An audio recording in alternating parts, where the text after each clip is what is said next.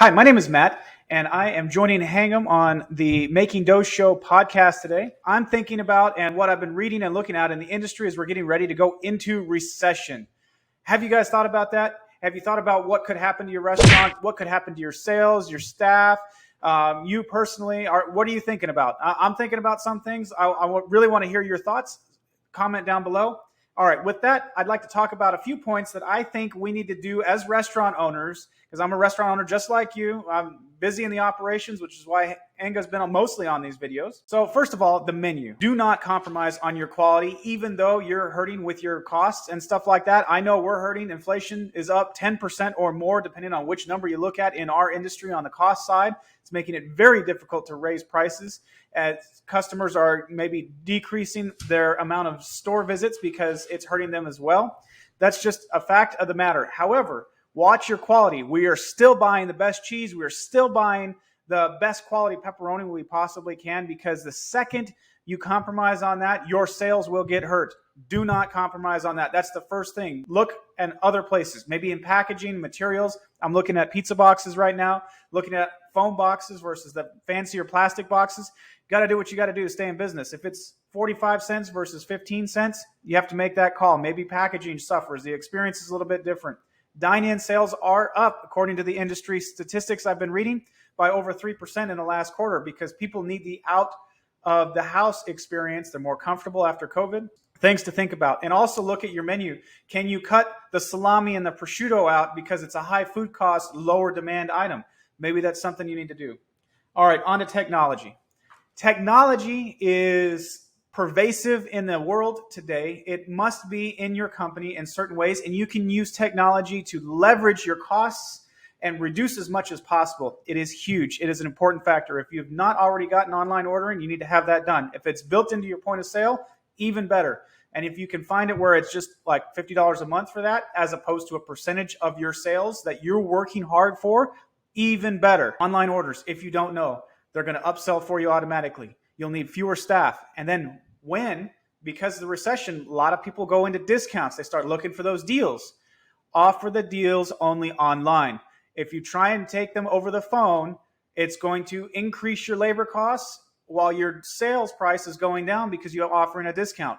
Don't do that. Look at Domino's. They are the best in the industry at this. They always offer only online. If you call, no, I'm sorry, sir, we don't have that deal. You have to place it online because they're upselling you because they don't need the staff.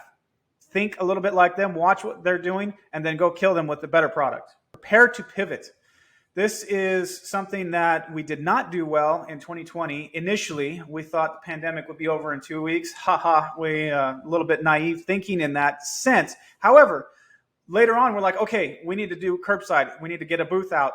And I went to Lowe's, and in 12 hours, we built signs, we built a booth, and we had curbside set up in literally a few hours on a Saturday morning to be ready to run with curbside. We built the system. We trained the team that afternoon.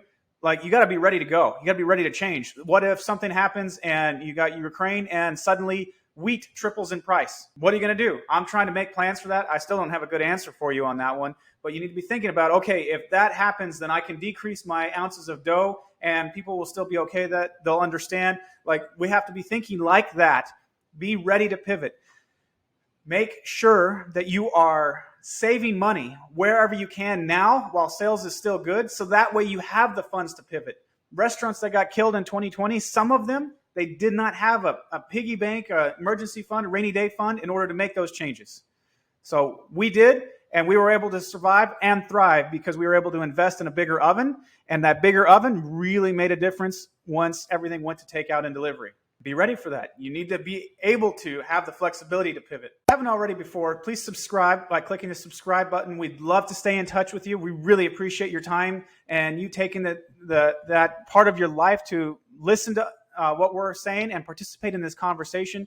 Know that we love you. We feel the pain and suffering in the restaurant industry as owners or managers. We know that the struggle is real, that you work so hard for your money and for that service and to love on people in this hospitality industry. And it is fulfilling and draining and everything in between. So know that we appreciate you. Subscribe below. Training. What I am thinking about as recession is coming and people have been looking for higher and higher wages. We've all been through that for the last year. We know 21 was horrendous in terms of hiring. We had to raise pay rates by $2, $3, $4 an hour. I'm thinking that over the next few months, as other jobs slow down, look at the housing industry, they're down 6%. They're going to start laying off construction workers possibly.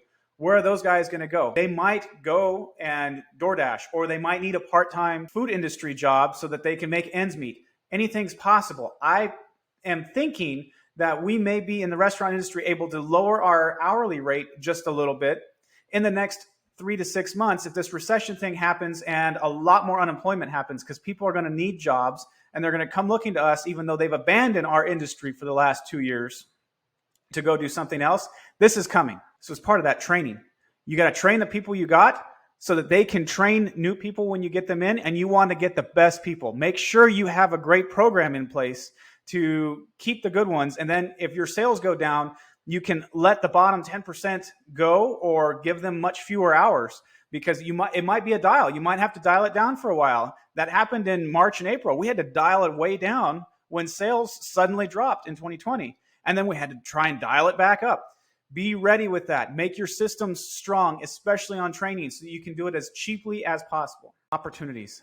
Everything I've been reading shows that when at the end, towards that tail end of a recession, just before it starts to go back up, you get opportunities. There might be an opportunity to get a premium location that just went out of business or failed during the recession. You might be able to get a lower rent. There might be another restaurant that was not as well managed because they don't follow restaurant channels like this one. You might see an opportunity. Make sure that you're working really diligently to take and put some profits aside so that you can invest and take advantage of those opportunities. It's a great time. The future looks bright. Guys, at the conclusion of this video, I hope some of these things resonated with you. If you can comment below and just let us know, what are you thinking about? What are you seeing in the trends? What are you feeling right now in the restaurant? Where do you see that going? Just let us know, comment below. And with that, let's get back to making some dough.